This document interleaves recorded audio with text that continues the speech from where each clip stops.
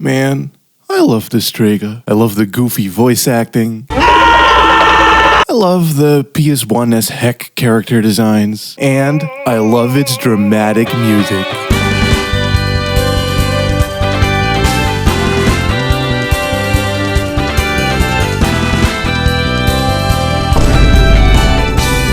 SCED-02417 is a demo disc I used to own growing up. And I think it might be one of the rarer ones. I mean, normally you can find these discs easily archived on archive or ROM sites neatly in order of whatever line they were a part of. Be it from a magazine, Sony themselves, or part of a product tie-in of some kind, but with this one I couldn't even find a name. There's one video on it that I found through googling Destrega demo disc handily lists its serial number code thingy, but the person making it didn't seem to know the title either. So with that serial number in hand, I was able to find some info, but it was all very conflicting. Some stating that it was part of the OK PlayStation magazine, others claiming it to be distributed at trade shows, or that it came with the PS1 for new users 1999 onward. In that case, it could have been called the Welcome Pack Demo Disc 1999, but that doesn't cough up much at all. And elsewhere, folks were saying that it could be the Missing Registered Users demo, as is shown here, No 7. However, from what I remember is that I had a little card I could fill in that came with my system with which you could get a disc sent to you. Pretty sure it had this amazing Smash Mashes skunk renders on it too. And I feel decently certain that that's how I ended up acquiring this disc. Regardless, the only lead to a potential ROM I had was some dopey, dodgy Russian forum that opens up all like, "Please donate crypto." And you also need an account to be able to download stuff, upon which I was faced by a foe too great even for me, Russian Kapska. So physical it is, which is honestly the cooler option, as it's a dope disc. Cool design. Managed to track down a copy off of eBay, and right as I was looking into how to rip a ROM, a buddy of mine found it on archive.org listed as demo disc. Huh. Maybe they did know the name. Either way, the objective here is going to be for me to review all games off of this disc. Few I'll venture past just what the demo offers for reasons giveth then, but for the most part, chronicle order games we go. We got Bugs Bunny, CBT, Croc 2, Destrega, Devil Doothy, Gran Turismo 2, whatever Hotline plus Powerline is, R4, Spyro 2, Football, Tone, and Wipeout. Although, before I'ma get to any of these, peep this heckin' menu though. Oh!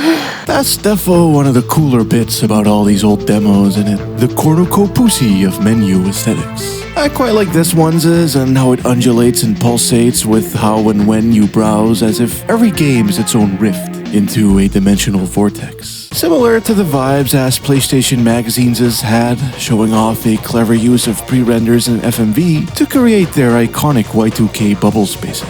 They're very aquatic and trippy without distinctly looking like anything in particular. That said, my favorite one might have to be the demos' menu that came alongside the console itself, aka the fish demo.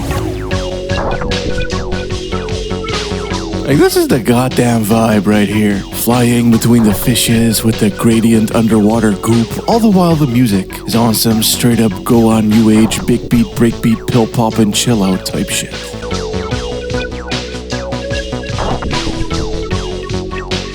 The most demo-discian of vibes.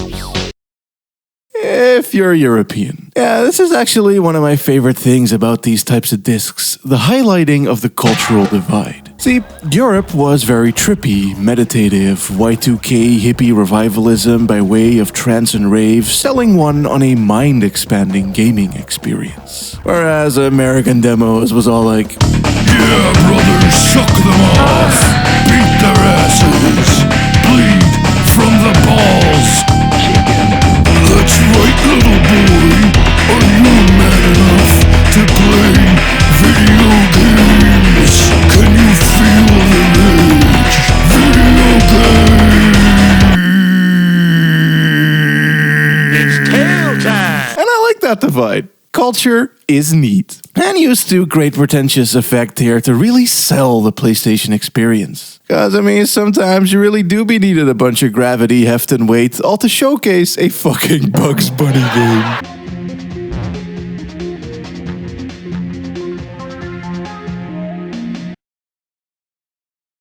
Oh god. Just straight in there with the Infograms logo. Oh no, it's happening. Oh god. Infograms is innovation. The power of imagination. As a little blurb at the start of the disc says, the way you see shits presented here isn't necessarily reflective of the final products. Instead, only having snippets of oft-still in developments serving to ostensibly vertical slice a bitch, i.e. show off a single level or location that displays as many facets of the title as possible. Not every entry here will do this, but Bugs Bunny Lost in Time most certainly does, thus making it a good first fit to fit onto this demo disc, kicking things off not with the first actual level, the Grey Fog Doom and Gloom tutorial zone, followed by the weirdly spooky level select.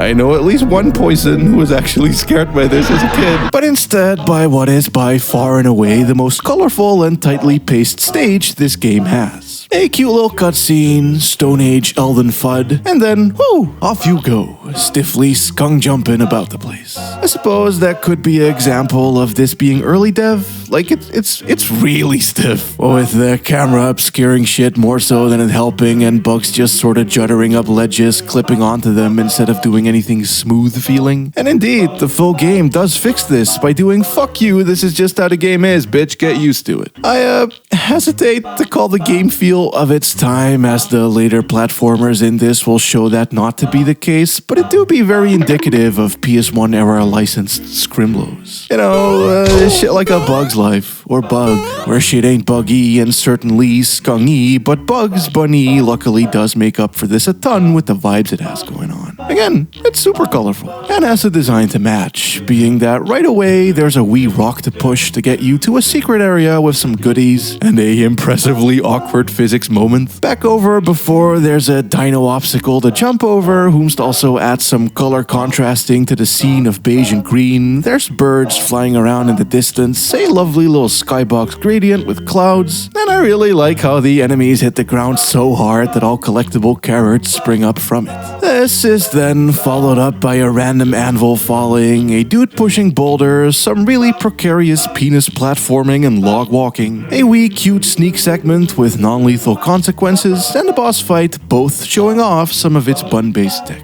Overall, it's just a very animated, lively level, which ain't only fitting for a Looney Tunes game, but it also makes it a pretty great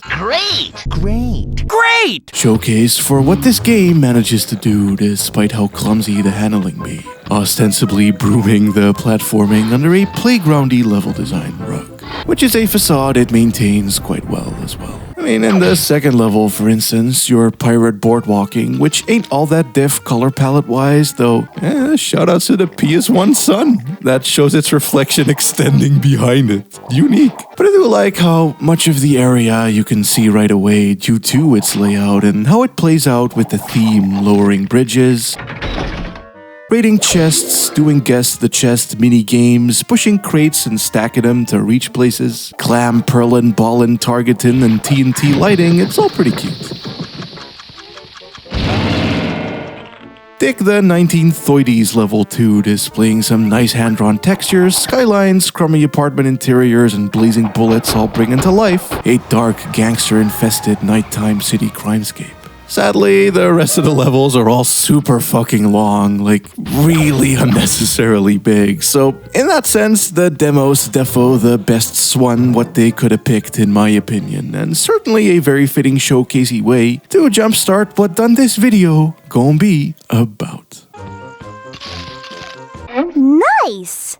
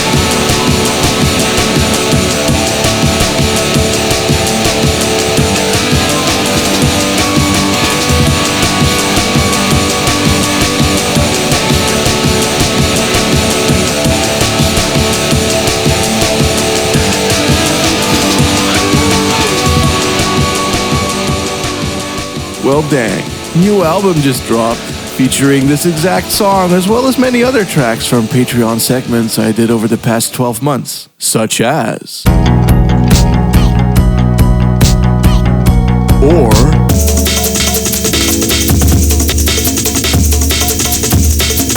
Not to mention...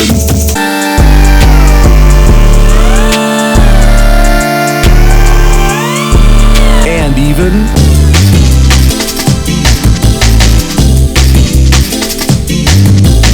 And of course...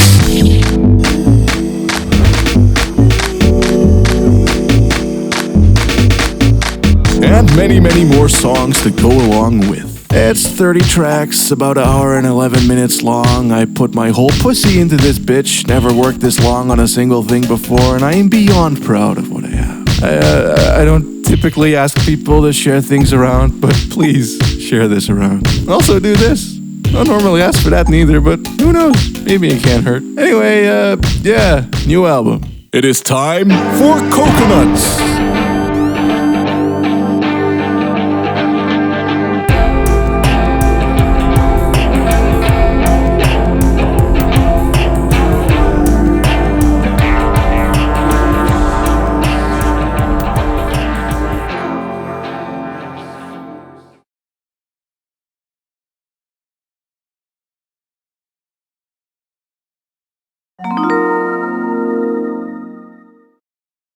So this is a game I somewhat embarrassingly described as perfect before. I don't really fuck with making value judgments so much these days and try to scrub them from how I talk as much as the English language will allow me to. Oh, then yet again, there ain't really any complaints that I have with the old CBT neither. Like, I just love how it feels. The hopping in turns to drift, the manner in which you mash the alternate hop button to boost while drifting, to skirt all over the track like an ice rink.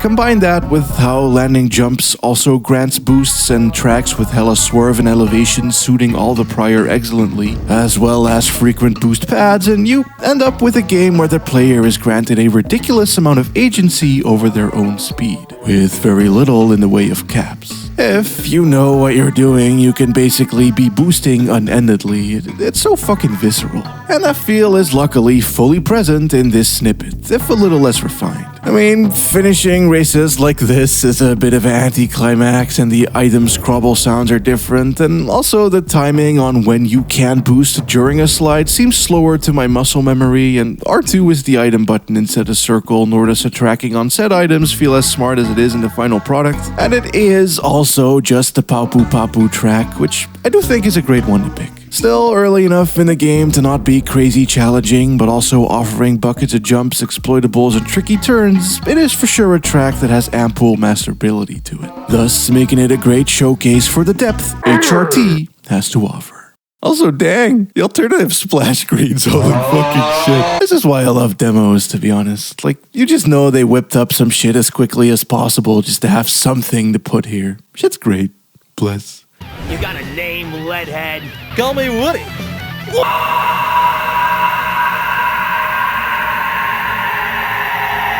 To be honest, the world of Forgotten Scrimblow sure do be something. I mean, you got cheesy, and then you got cheesy.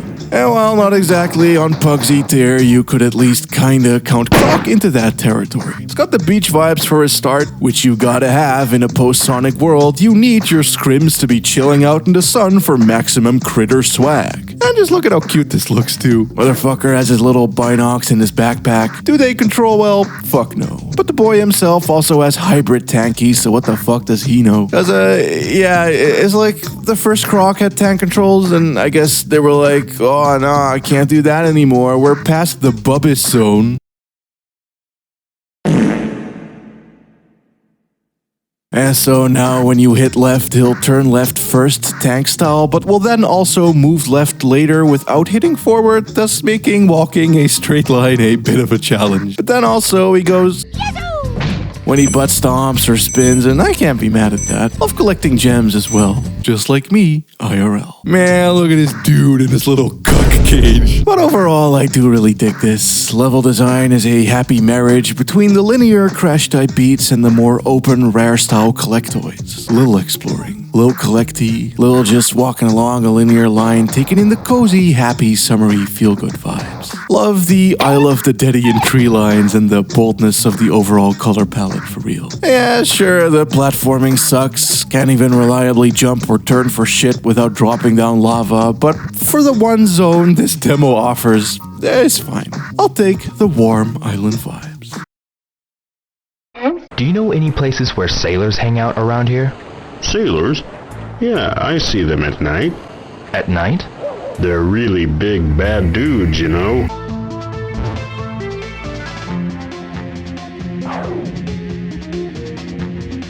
What? Spin attack? What? Hello? T. His game is touted as being the most in-depth immersive fighting adventure yet, and it takes your standard fighting and RPG elements and combines them. Players can free roam within 3D environments and use both close and long-range attacks against adversaries that crop up. It looks sensational and will have much more next month in play. Destrega. Hell yeah. I couldn't have said it better myself. Though I'd have probably gone with Destrega over Destrega as far as misspellings go. And I'd also remark on both the story mode and its amazing voice barks. Yeah! I have the power! Wow, such performance. On one hand, I'd argue that including none of the amazing, fully voiced,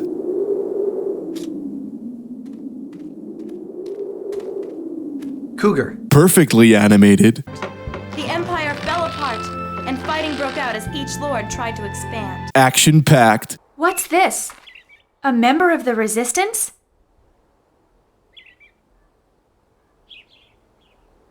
You don't look like you're from around here. Why join the Resistance?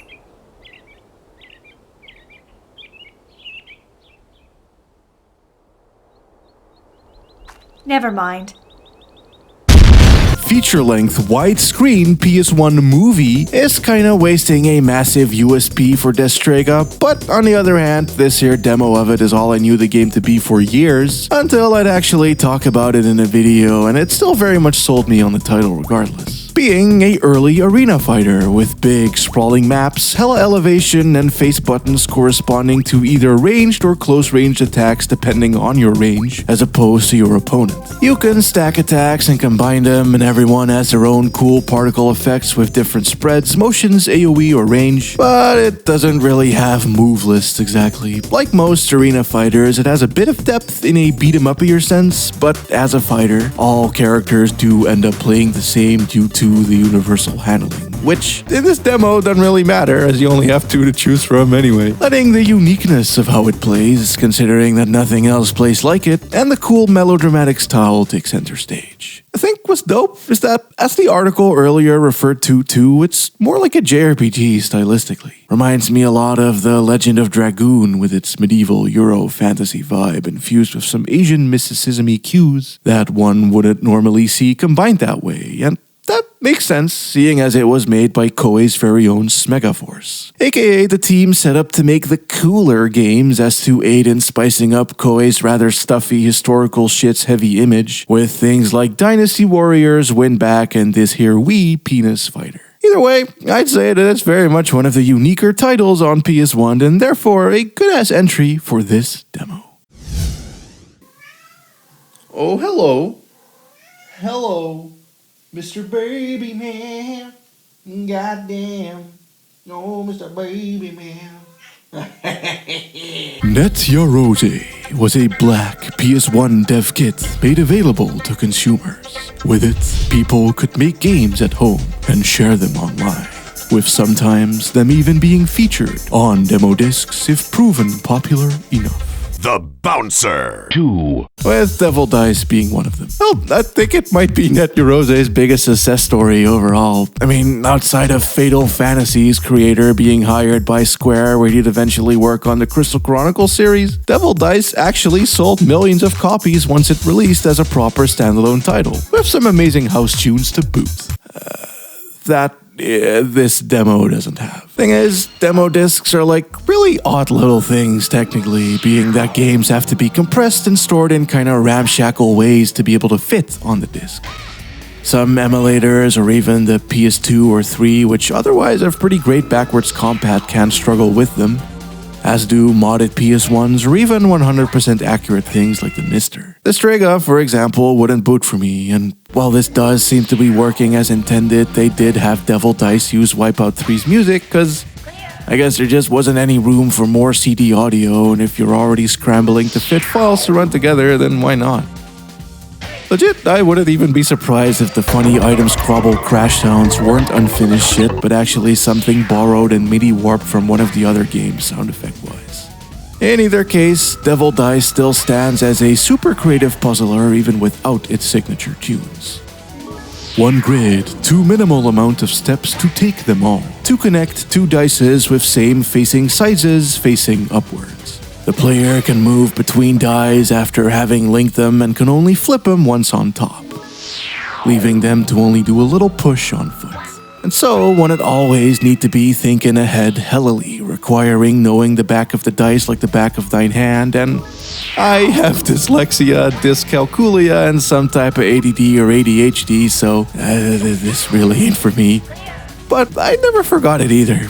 Something about the name Devil Dice with the fire box art and the cool Y2K Devil Child just really stuck out to me.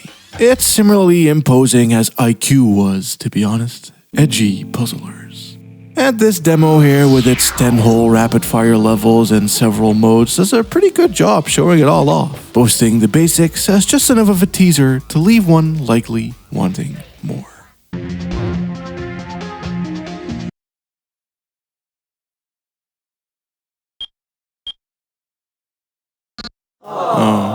Oh man, no goodies. I'm gonna be real with y'all, Gran Turismo is a series I've grossly underestimated until about a year and a half ago when I played the one on PS3. See, I ain't exactly big on cars, especially not growing up, and thus I had no fucking idea how pivotal of a series this was. How closely tied to Sony, how technically impressive, pushing the tech of each gen forward for a few years on end. I had no clue or fucks to give. Seeing this now though, scrolling through the stylized list of locked off cars eagerly showing off some heckin' reflections, it's like, whoa, is this ray tracing? It's a racing sim anyway, built about primarily reality, as is shown in the heavy heft of the vehicles, the gritty traction on roads, the confidently bland realistic color palettes, and the lack of music.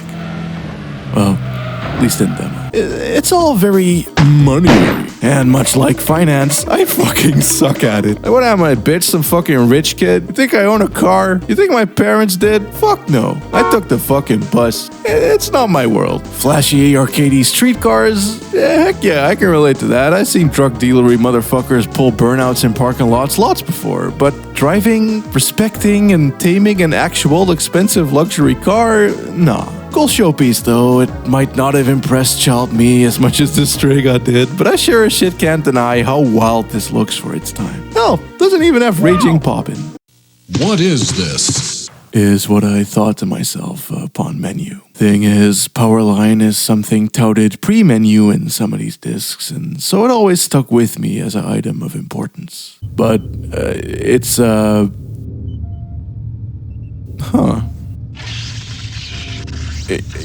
You know, I feel like I just got the nuclear launch codes or some shit. Time to bomb Belgium!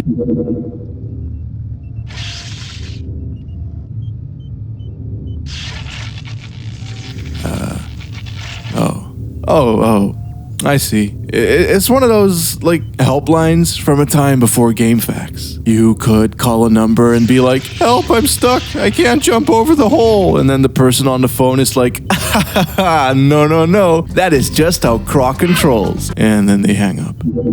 This has to be the coolest possible way to present that, however, because holy fucking shit. Gun Bate, Powerline menu, Gun Bate.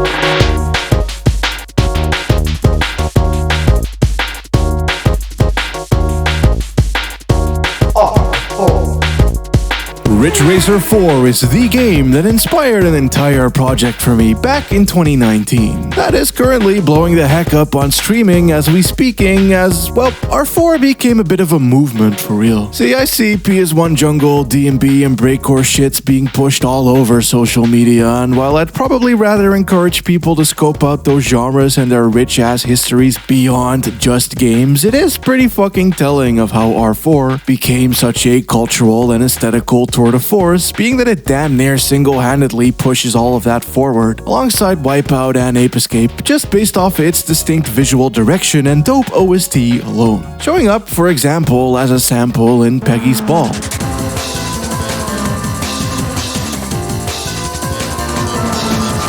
And also, tell me this maybe didn't really inspire Persona 4 a little bit.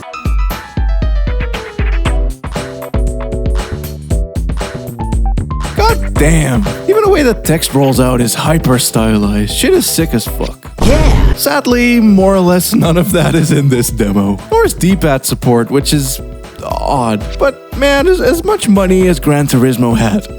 Peep the over-the-top, non-realistic reflections on this bitch though. Holy heck. And then off you go into the night, realizing that the D-pad doesn't work, but having a great time regardless to some amazing house music. Thing is, this is easily one of the best drift racers out there. Turns so effortless and buttery, not really realistic, but incredible all the same. They really nailed something special in R4. The music, the lighting, the announcer cheering you on, the bit crushy PS1 engine sounds, and all the lively, fun, and funky stage gimmicks, not to mention the very varied and playful track designs perfect for drifts. It's also beautifully synergistic. I for real love everything about this game. However, due to said synergy, I do think that you do need the whole package for it to resonate that way. Growing up, this demo didn't really inspire much in me as a kid, as in between Wipeout and CRT, those was what jumped out at me most. R4 just kinda got lumped in with GT as a generic car game. Had it had at least a peek of what the story mode and UI were like, I think I'd have been sold more. Nowadays though, fuck all that, it's Ridge Racer, baby! This is luckily not a unfinished type demo, it really do be how it do be, and it do be good. What's really dope too is how it cycles through snippets of the OST rather than using full tracks. Has less of that satisfying build-up that way, but for demo purposes, I can absolutely understand mixtaping the player DJ set song. Either way, it's a legendary game of Playstay, and a absolute mainstay, important even today.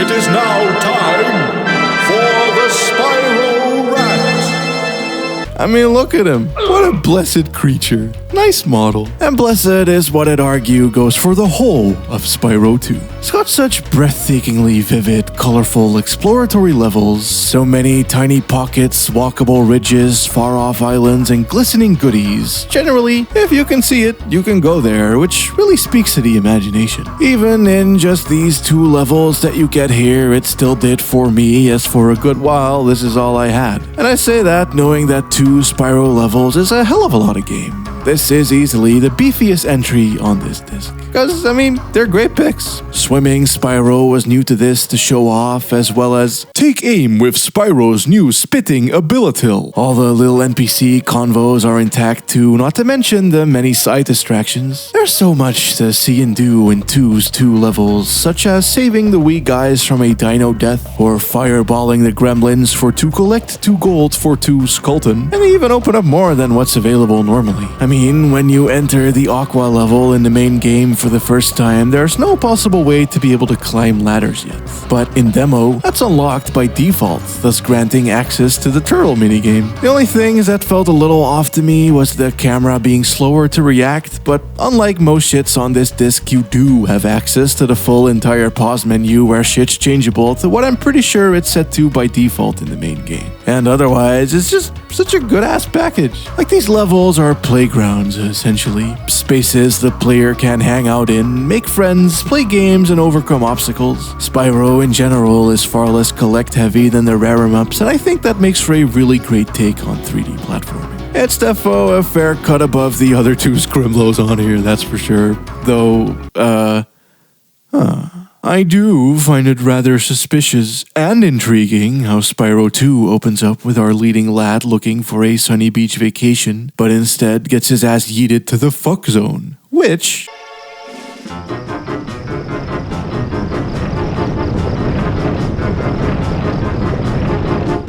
Here I am, Pismo Beach.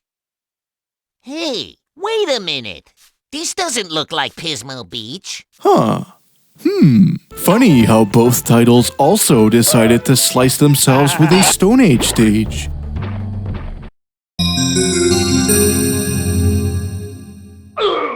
What could it mean? I also love the sunny beach area aesthetically. The orange hues and blues, the submarine ridges with gemstone inserts, plus the amount of life bubbling, swimming, and frolicking underwater overseen by the cool Kremlin-y onion rooftops. From window upon big palace and the lighting coming up from underwater from below is such a keynote touch too. Plus, the deep green patches of grass spicing up the sand is nice, and the bold blue skybox reveal when stepping outside and how that's built up to and framed from how one enters, it's all incredible, really well planned and constructed.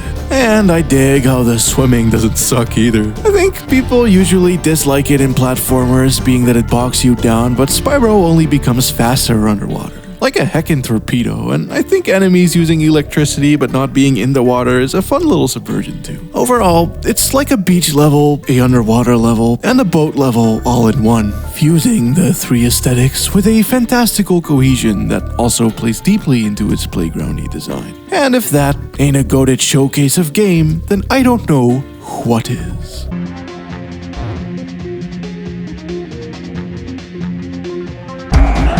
Football, mate! Football! Football! Messi, mate!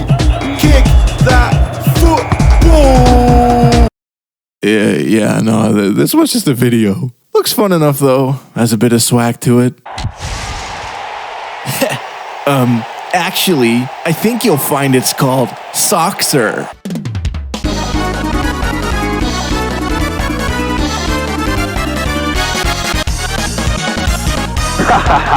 Ronaldinho Soxer!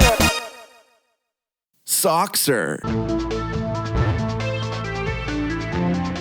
God damn, this is so fucking slamming. The whole feel of the tone, how he builds up speed, goes ham on tricks in midair and successfully lands them, the cheering, booing, or shocking of the crowd in reaction to how the player plays, the fucking diegetic primusi, and the skate vids playing on screen and back, it's also grounded feeling, rough and gritty. Sure, it's just one area and it misses the collectibles and bonus challenges, but even then, being so rigidly scores and timers based, it's such a perfect fit for a demo disc. Already being more than enough to wring out hours of playtime, smoking numbers bigger and better over and over as I did. I've never actually played the full game aside from a bit of the Xbox remake with the realistic gamer grass. Yeah, I fucking love this shit. It's so tight in its simplicity, yet equally brazen in how hard it goes. I mean, the manner in which obstacles flow seems very unmuddied to me. I'm a big fan of the Underground games, for instance, but those defo have a smidge of clunk in their level design, what with all the gimmicky bullshit they have going on. But Tone Uno has a very focused arcade-like design where the raw gameplay stands front and center. Add to that a healthy level variety aesthetically and shit like secrets to find with genuine exploration, incredible music picks that add a ton of energy, and it, in a weird way, imagination speaks very similar to me than how Spyro's levels did. Because again, if you can see it, you can go there. Any rooftop or window or far-off rail is there to be climbed, ridden, grinded, and entered.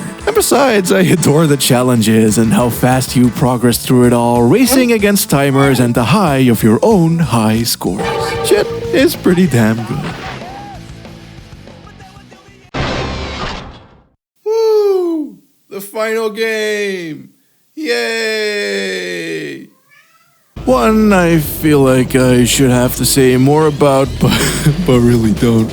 You see, it's like, it has some cool vibes, even if it's all a little too grey for my tastes, and from my European point of view, this may very well be the most important game included. Being that R4 might be a big Y2K D&B culture pusher for Americans now, but Wipeout was that at that time in the places where that shit was actually primarily happening, aka European club cultures. And that's dope. And I love the first entry on PSP as well as that PS3 one, but these old ones, they're hard as fuck. I mean, you ain't on ground, so the racing has a super unique feel to it. Yeah, the air brakes are kinda like drifting, hitting it to throw back ass in a turn, but it's also a bit more like strafing than anything.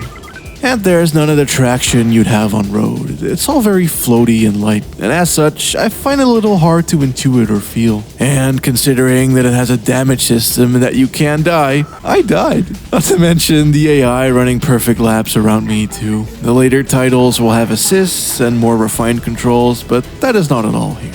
Certainly not in this demo, and so it's a little too hard for me. Cool game though, and again, defo a very crucial inclusion. Thing is, what I think this demo disc does best as a whole is provide not just a few vertical slices of games, but actually giving us a vertical slice of what the PS1 was like as a whole, especially nearing the end of the 90s. It might miss like a JRPG or something, or maybe a horror game, but overall, on like a fundamental sort of cultural, vibeual, aesthetical level, this is what I at least think of when I think of the Sony PlayStation. Sleek, bold, Y2K graphic design, cutting-edge electronic music, loud, sunny Ibiza beach party colors, stank-ass controls, pretentious puzzlers, rich money ambitions, and